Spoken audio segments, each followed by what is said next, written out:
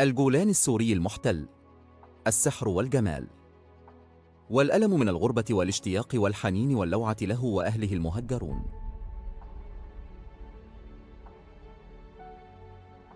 وطنك هو معلمك الأول وصديقك الأكثر إخلاصاً والمكان الوحيد الذي سيرحب بك إلى الأبد. الأمة عظيمة ليس بحجمها أو ثروتها ولكن بحب وتفاني شعبها في الدفاع عن قيمها وشرفها. الوطن هو الملاذ الذي تحلق فيه الأحلام وتزدهر فيه الآمال وتجد الروح فيه أعظم سلامها. الجولان عائد،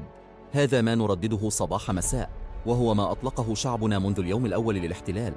والجولان الذي يحتل أعماق فكر وضمير شعبنا عودته حقيقة راسخة لا تهتز. كل بقاع الجولان وترابه حبيبة علينا، ولكل منها في النفس أكثر من ذكرى. هذا الوطن الصغير المحتل وهو الجزء من الوطن الكبير الغالي لا شبيه له.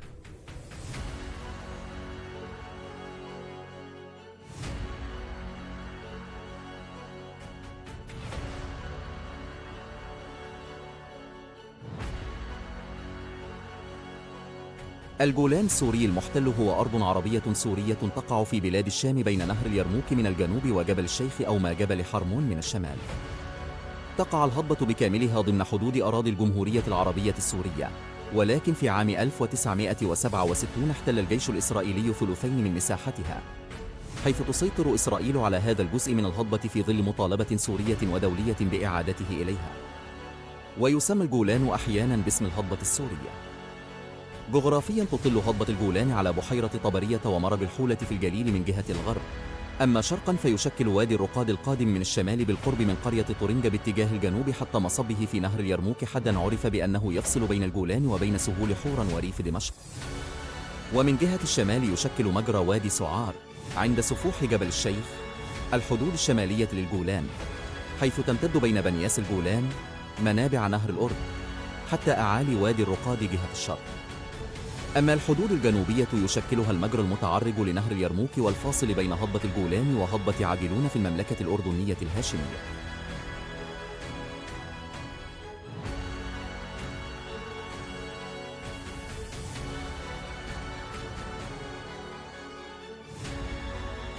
تبعد هضبة الجولان 50 كيلو متراً إلى الغرب من مدينة دمشق، وتقدر المساحة الإجمالية لها ب1860 كيلومتر مربع، وتمتد على مسافة 74 كيلو متراً من الشمال إلى الجنوب دون أن يتجاوز أقصى عرض لها 27 كيلو متراً.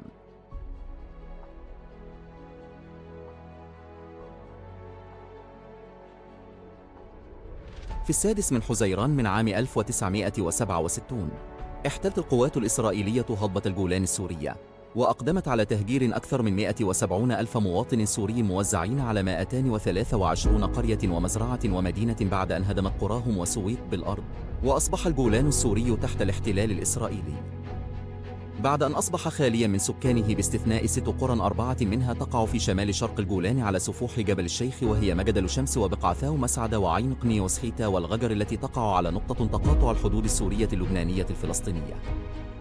حيث لا يتجاوز عدد من تبقى في هذه القرى 5000 نسمة من أصل حوالي 170 ألف نسمة موزعين على قرابة 223 قرية تابعة لمحافظة القنيطرة قبل العدوان الإسرائيلي عام 1967، حيث يقدر عدد سكان الجولان السوري المحتل والذين هجروا عن مدنهم وقراهم اليوم بحوالي 750 ألف نسمة، ويزيد عن ذلك بالوقت الحالي تقريبا موزعين على محافظات دمشق وريفها وحمص ودرعا والمنطقة المحررة من الجولان، بينما يقدر عدد سكان القرى القابعة تحت سلطة الاحتلال الإسرائيلي بحوالي 20 ألف نسمة تقريبا.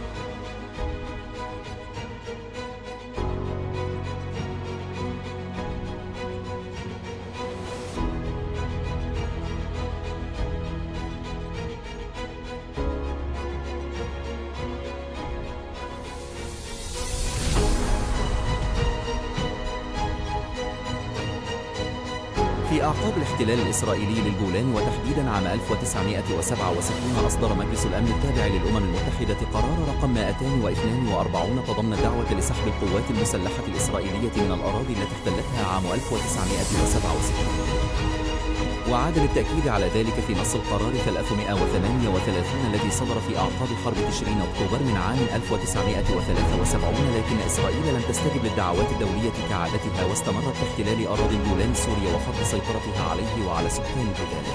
بعد أن استطاعت فصلهم عن محيطهم السوري.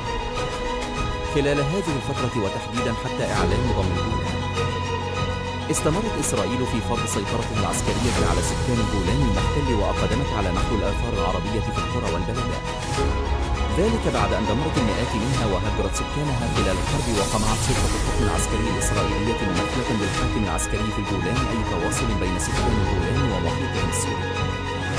وفعلت قواها المادية وغير المادية للقضاء على أي بوادر لتشكيل حركة وطنية في الأراضي السورية المحتلة، التي بدأت بالتشكل والظهور خاصة خلال سنوات السبعينات من خلال الملاحقة والاعتقال والاغتيال في بعض الأحيان. في الوقت نفسه بدأت بالتحضير لمشروع ضم الجولان لتصويره لاحقا على أنه استجابة لرغبة سكان الجولان السوريين. في المقابل سعت سلطة الاحتلال بشكل محموم لإقامة المستوطنات اليهودية على أنقاض القرى والبلدات العربية السورية المدمرة، وأطلقت أسماء عبرية على غالبية المناطق المحتلة، وبدأت بالترويج لحفريات أثرية مزعومة تؤكد حق الدولة العبرية في الجولان السوري.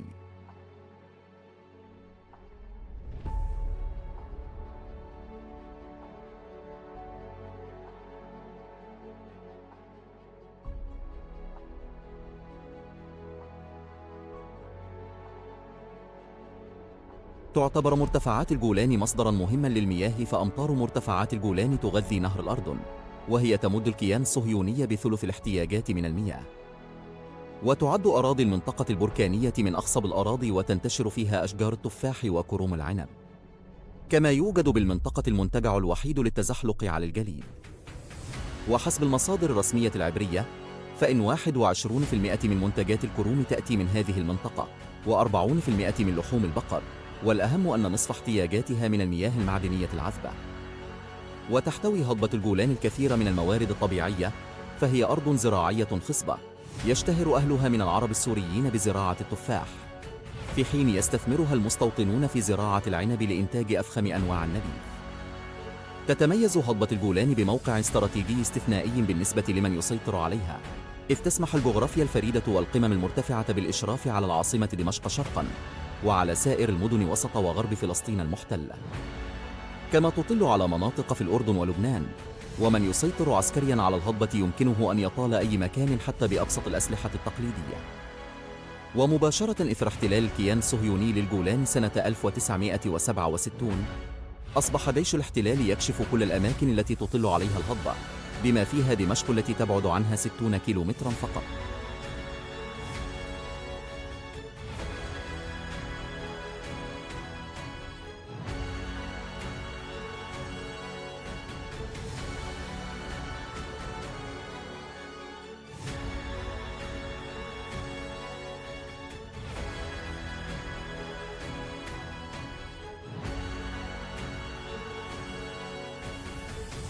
بعد حرب حزيران عام 1967،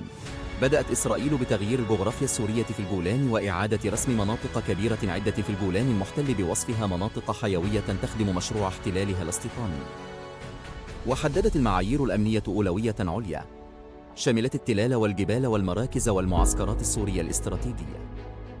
والاستيلاء على مصادر المياه والينابيع والأنهار والآبار الارتوازية، وتسوية الأراضي الشاسعة، وتدمير القرى السورية التي كانت مأهولة بالسكان لإقامة مستوطنات يهودية تتماشى مع الحلم الصهيوني، وتسخير الموارد الغنية كلها التي استولت عليها وتوجيهها لخدمة الأطماع والأحلام الصهيونية، لا سيما مصادر المياه التي تعد الأغنى غزارة ومخزونا في الوطن السوري، إذ تقدر الكميات السنوية للأمطار والثلوج في الجولان بمليار و200 مليون متر مكعب، يبقى منها بعد التبخر 120 مليون متر مكعب. وقد أقامت السلطات الإسرائيلية مشروعات مائية ضخمة للاستحواذ على مزيد من مصادر المياه، وتحويل سيول مياه الأمطار عن الأراضي السورية من خلال حفر آبار وبناء مجمعات مائية في مناطق عدة في الجولان السوري المحتل، ووضع اليد على الثروات السورية كلها من خلال فرض وقائع ومعطيات تأتي في ظل توافقات واعترافات دولية وإقليمية بحيوية الجولان السوري المحتل بالنسبة إلى الدولة العبرية. ومراعاة الرغبات الإسرائيلية، وذلك كله بعيداً عن أي احترام لإرادة السوريين وتطلعاتهم، في ظل غياب النظام والدولة السورية عن المشهد منذ ما يزيد على نصف قرن من الاحتلال.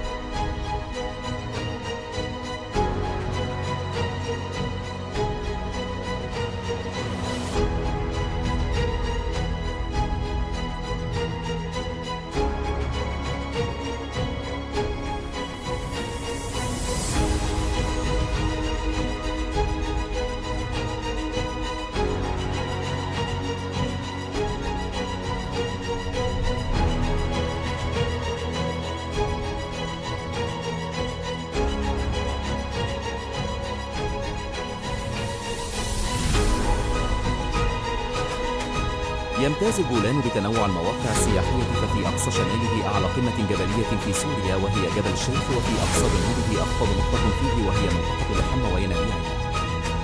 إضافة إلى حمة وادي مسعود، ومواقع أخرى كعين كينة المقابل لمجد لشمس المختلة وبني سلطان،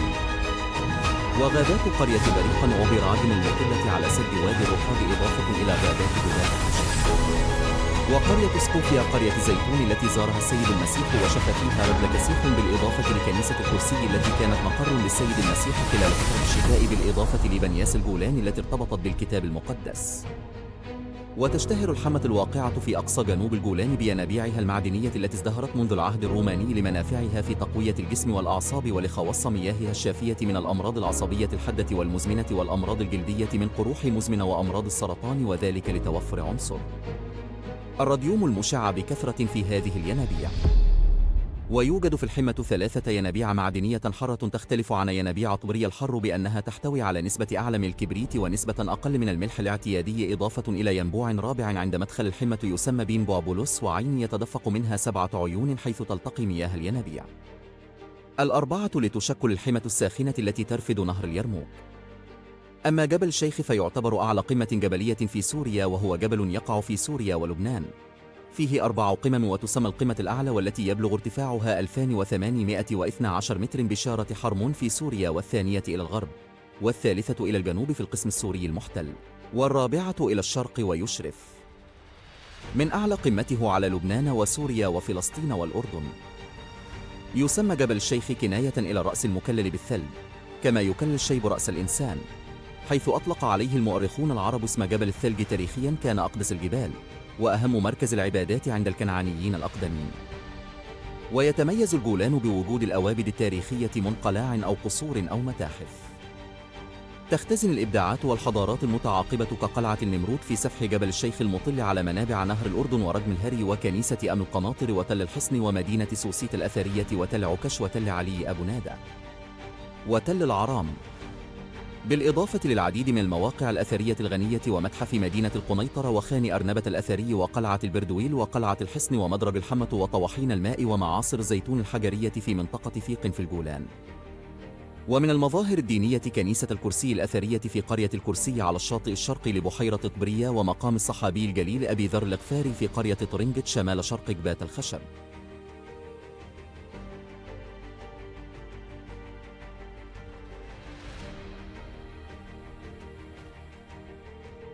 الجولان المحتل جزء لا يتجزأ من أراضي الجمهورية العربية السورية، وسنعمل على إعادة كل ذرة من ترابه إلى الوطن بكل الوسائل المتاحة، باعتباره حقا أبديا لا يسقط بالتقادم وغير قابل للمساومة بأي شكل من الأشكال.